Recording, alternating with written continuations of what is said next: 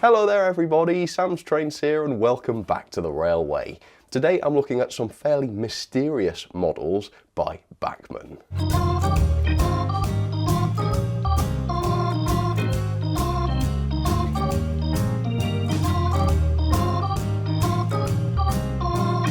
Today's models then are in ON30 scale, and I've got to think about this to get this right. So that's O scale, but it's 00 or HO gauge, so it's narrow gauge if you like. A little bit like the NG7 scale that Bachmann introduced here in the UK.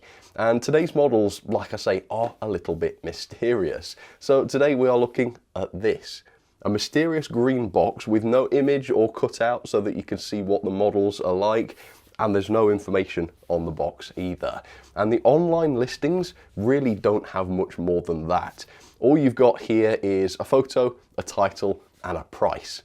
And that's your lot. They don't even mention a specific railway or railroad company for these models. And I suppose at least that makes sense because ON30, it's quite a niche scale. There's not that many people doing it. So they really have to appeal to the broadest possible customer base with ON30 stuff. And I think if they started putting a specific railroad company on these wagons, they would narrow the number of people that they could sell this to. So by keeping them generic, while these might be based on a real prototype, they probably are, but by not saying that and by keeping them generic, they can sell to as many people as possible, including me. The reason I bought these was I want to see if I can use these with Bachmann's NG7 locomotives and such, because the rolling stock available for those is a little bit limited. Anyway, the prices seem very reasonable. So this is a 3-pack, I think, and Bachmann's full RRP is £112.50, so that doesn't seem too bad at all. But if you buy these from the States, yes, you'll have to pay import fees and such, but even so, they're a lot cheaper. So at the full price in America, the usual price, they're $109.99, which is £80.75. But as you can see here, currently they're on special for $69.99, which is £51.39 Great British. And that makes these wagons about £17 each. That does not seem too bad. So hopefully these will be good. Hopefully these at least will be worth that money. And I don't know what mysteries I'm going to find inside this box. Probably 3 ON30 wagons though. If not, this will be a far more exciting video than I planned, although I'm sure it will be very, very exciting, but we'll see. Okay, let's open this up, let's see what these are like. Alright, so you'll be interested to hear there is a label on the end of this box, which is frankly a surprise given all the other apparent secrecy around these products, but let me show you it. So the product code for this is 29801. It's an ON30 logging and mining car, die-cast. So if these are made from metal for £17 each, that's pretty good. Woodside dump car, 3 box, which I think means there's 3 in the pack. If there isn't 3 in here and there's only 1, that's bad news, because then these are triply as expensive as I thought. But anyway, let's open this up. I've not had this open yet, so this will be my first look at these. And I'd never heard of these before I saw them for sale, so very curious. And we've got very good packaging as well. Nice box, foam to cushion the models. Let's keep stripping off layers. Ooh, there we go. So they are quite large, you know, because they are O scale, as much as they do run on 00 or HO track, they are O scale, so they're going to be quite sizable, and they are. Right, let's pull one of these out. I think these are going to be identical to each other. They should be. Oh, wow. Oh, these are great. I don't know, something about these intrigued me. I just had a good feeling about them, and I think I might have been right. Oh my gosh. Right, so yeah, they are die-cast. They are really, really heavy. And look at the wood planking. We don't see this very often from Bachmann. But yeah, we've got the full wood texture physically moulded into these planks. That is marvellous. We've got separate chains, which is amazing. They do open up, so if you were to tip these to the side, you can actually model that. That's pretty awesome. And the descriptions didn't mention this, they are weathered as well. We've got some very, very basic weathering on these, which is really nice. So yeah, I mean, for £17, this model here is astonishing. It's so unusual and cool too. I like that. Let's have a look at the others then. Again, I assume these are going to be the same, but I suppose it's worth double checking, isn't it? All right, so there we have it. Another wagon. It's got the knuckle couplings on it, which means I might have trouble running my NG7 stuff with this. But there might be a way around that. I'll have an experiment. But otherwise, yeah, looks like exactly the same wagon. So that's fine. So that's the second one. All right. And here is the third one.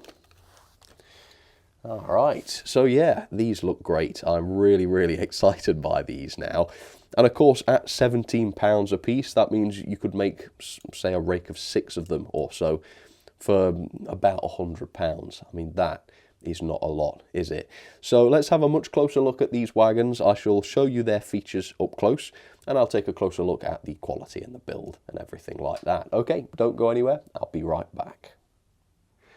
Okay folks, the verdict is in, and these wagons are, without any shadow of a doubt, the coolest and most interesting wagons I've ever bought or seen in my life. That sounds like an exaggeration, but I promise you it's not. This thing is really interesting in ways that were not obvious when holding this in the hands. Now that this is on the track, it's behaving quite differently. And here's the amazing part, this thing functions, I think, in exactly the same way that the real life wagons would. And I hope this is going to blow your mind as much as it blew my mind. So if you look here in the center of the wagon, underneath the open body, you've got pivots here, you've got hinges. And of course, that allows the wagon to actually tip. And if you do tip it, you can see the door opens as it tips. And when you right it again, the door closes.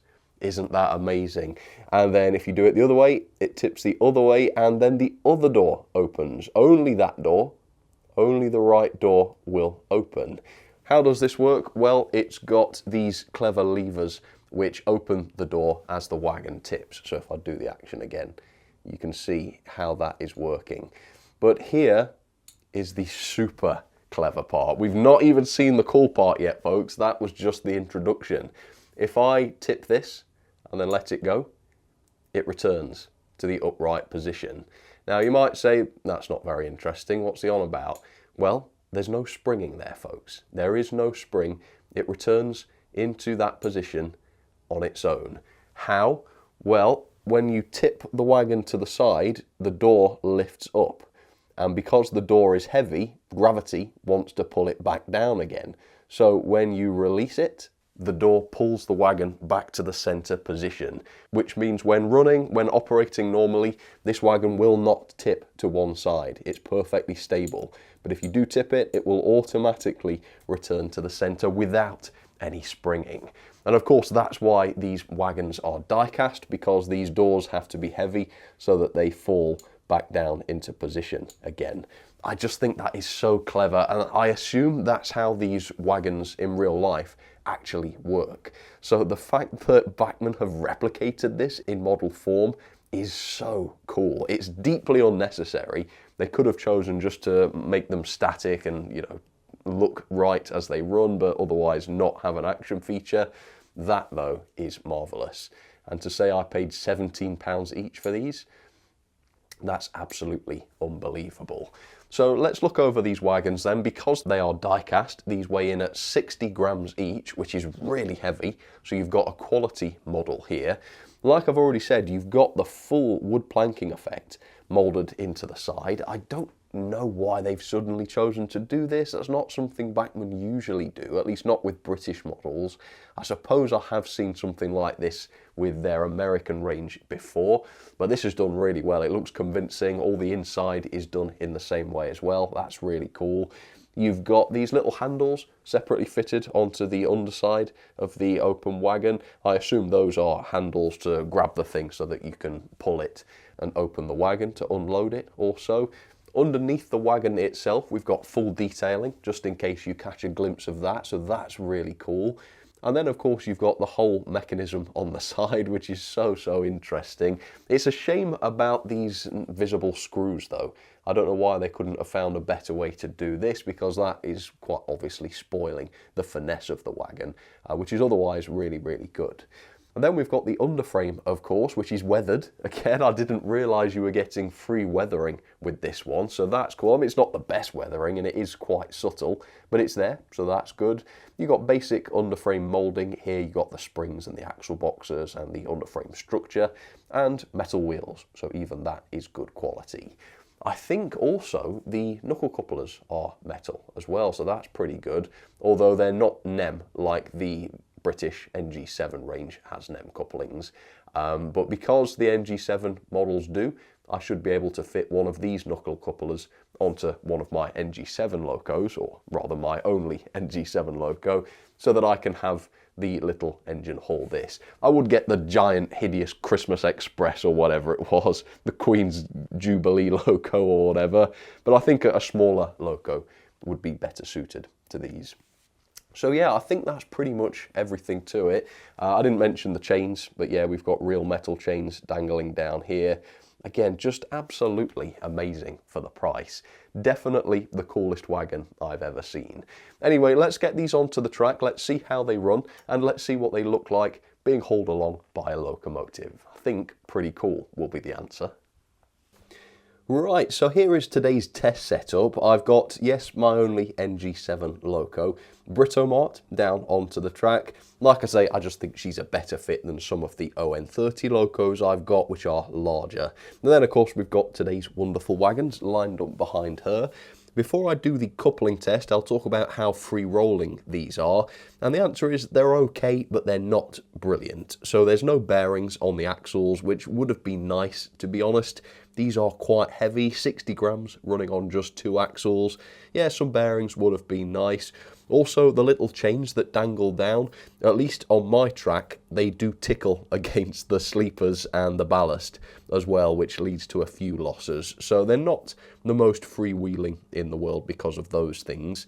It might even be to do with the weathering as well, creating more friction. I'm not too sure.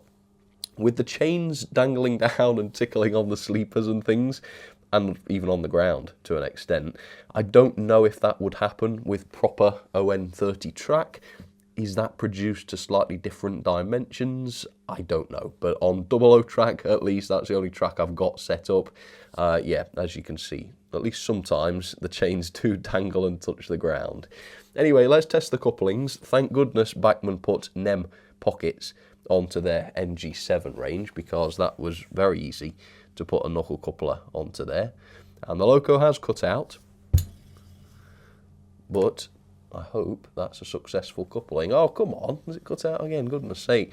I tested this before I started recording. I thought, I've not run this loco for a while, might be a little bit sleepy, let's just test it before I start rolling.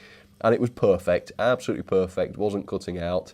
Now that I'm rolling, of course it's cut out twice immediately. But as you can see, yeah, I mean, this stuff looks amazing. These are definitely the best narrow gauge wagons I've ever seen, because they're just so much fun. They look so good and they work, they're functional, they've got such a cool action feature. Yeah, I love it. Right, let's get these going then. In fact, let's start by sending them backwards over the points, and we shall test how reliable they are. Bit of a struggle there. I'm not going particularly slow, because I think the loco will die. In fact, I think it will anyway, because like I say, I need to take better care of this bit of track, which I always say, but I never do it.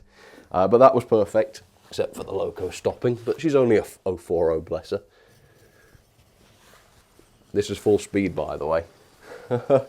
So yeah, absolutely reliable. It's a little bit scary because, again, those chains dangle down and they touch the rails and things as they traverse the points.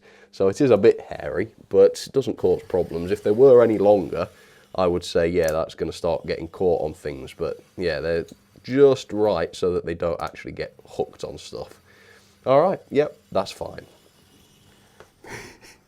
I wish I'd have caught that on camera. It came round here before I was shooting, and one of the chains snagged on the carpet and derailed one of the wagons. So there you have it, folks. After 15 years of doing this on the carpet, I finally found a legitimate, not just an old man complaining, but a legitimate reason for not running trains on the carpet. There you go. If you got chains dangling down, they might snag on the carpet. Anyway, if it happens again, I'll try and catch it on camera. But apart from that, if you're not running on carpet, which of course most people aren't, then these are absolutely fine. The performance seems excellent. So these are so much fun. They're just interesting and intriguing, aren't they? And they're kind of begging you to build a layout around them. A layout that makes use of a side tipping wagon. Maybe you could build the infrastructure so that these wagons can park up and have their loads tipped out through the side. I mean, these are fully working. They work just like the real things, so you can actually use them if you want to. They don't have to just be decorative. Of course, they're perfectly functional, so that if you do just want to run them around like this, you can. And I don't think they look like they've been compromised because of the working action feature, so that's not an issue either. Just really good, fun wagons. So yeah, well done, Bachmann. Nice work. I love these things. I really, really do. Let's have some ratings then for these massively impressive Bachmann wood side dump cars in their ON30 range. So the level of detail I've given 4-star. These are very impressive. I love the moulded planking in the side. It's not too overstated. It's nice and subtle. It works really well. We've got loads of separate parts, separate chains, those little grab handles for pulling the actual tipper to one side or the other. Amazing. And of course, it's got the working feature as well, where the tipping actually works. I mean, that's amazing.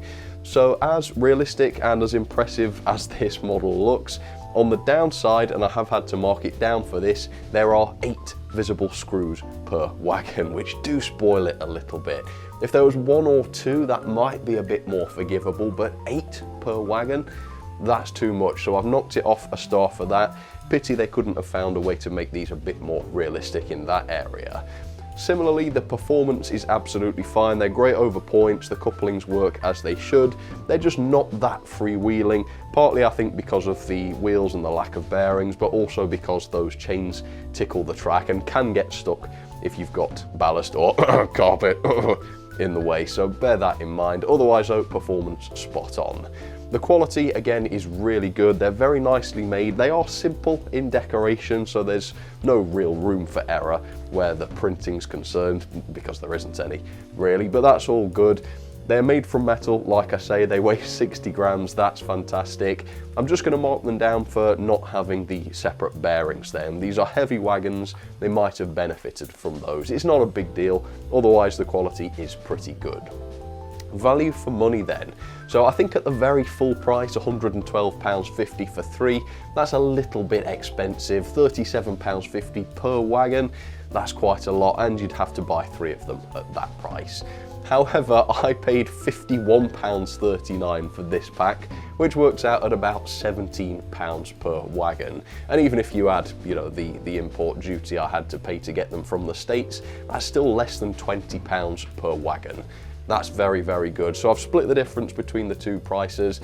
4.5, maybe not the best bargain in the world, but for wagons that fully work, you can't really argue with the price too much. So I've given this 8.28 out of 10, or a grade of B. They are very close to getting an A. If these had the separate bearings, or maybe the screws not visible, I think this would have gotten an A very easily.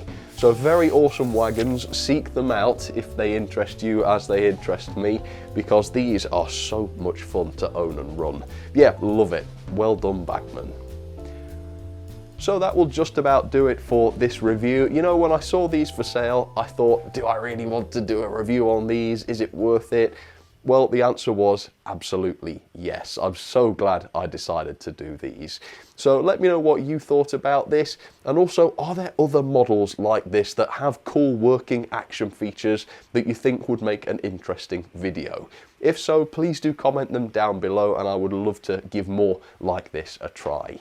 For now though, that will just about do it for this review. Thank you ever so much for watching, and I'll see you on the next one. Alright, cheers everybody, you take care.